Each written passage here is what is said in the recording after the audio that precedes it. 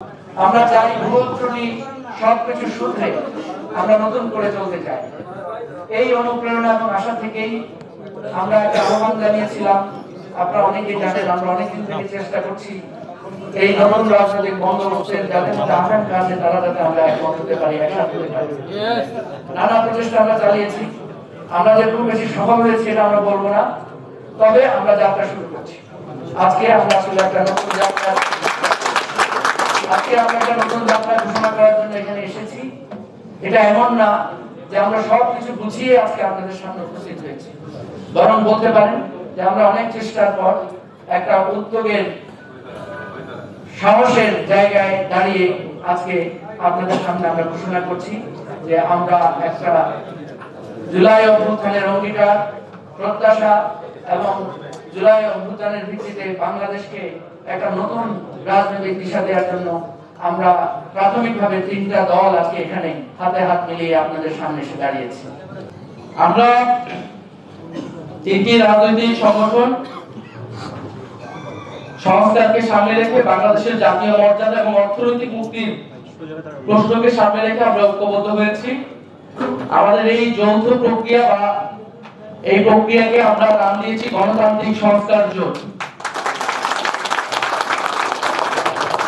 আমরা গণতান্ত্রিক সংস্কার জোট বলছি এই কারণে যে বাংলাদেশে বিগত 16 বছর এই লড়াইটা কিন্তু হয়েছিল গণতন্ত্রের জন্য, গণতন্ত্র প্রতিষ্ঠার জন্য। সেই গণতন্ত্র প্রতিষ্ঠার জন্য সংস্কারের আলাপগুলো ছিল। ফলে নির্বাচন কেবল ক্ষমতার পরিবর্তনের জন্য হবে না, এই নির্বাচনটাকে আমরা রাজনৈতিক নির্বাচনে পরিণত করতে চাই দেশ বদলের জন্য, সংস্কার প্রক্রিয়া বাস্তবায়নের জন্য এবং আমাদের অর্থনৈতিক মুক্তির যাত্রাকে অব্যাহত রাখার জন্য আমরা এই নির্বাচনে অংশগ্রহণ করতে চাই এবং আমরা সেটা ঐক্যবদ্ধভাবে অংশগ্রহণ করব। নির্বাচন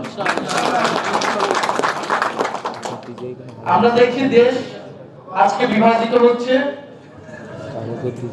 নানান প্রক্রিয়ায় দেশকে বিভাজিত করা হচ্ছে এবং যে সকল প্রশ্নগুলা এই মুহূর্তে বাংলাদেশে সবচেয়ে জরুরি ছিল আলোচনা করা, যে আমাদের গণতান্ত্রিক সংস্কার, আমাদের অর্থনৈতিক সংস্কার, আমরা দেখতে পাচ্ছি যে নানাভাবে সেই প্রশ্নগুলোকে ঢাকা দিয়ে অগুরুত্বপূর্ণ অনেকগুলো বিষয়কে গুরুত্বপূর্ণ করে তোলার চেষ্টা করা হচ্ছে এবং বিভিন্ন দলকে সিটের লোভ দেখিয়ে নানা জোটে নিয়ে যাওয়ার চেষ্টা করা হচ্ছে।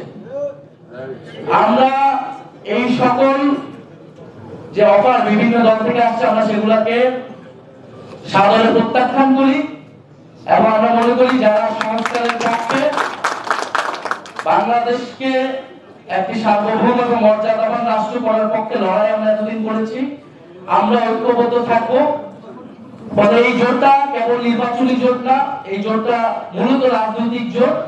আমাদের যে রাজনৈতিক লক্ষ্যগুলোকে সামনে রেখে আমরা গণ অভ্যুত্থানে অংশ নিয়েছিলাম, গণ অভ্যুত্থানের মাধ্যমে ফ্যাসিবাদকে হটিয়েছিলাম, আমরা সেই লক্ষ্যগুলোকে সামনে রেখে আগাবো এবং সামনে যেহেতু নির্বাচন, এই নির্বাচন প্রক্রিয়াতে আমরা ঐক্যবদ্ধ থাকবো।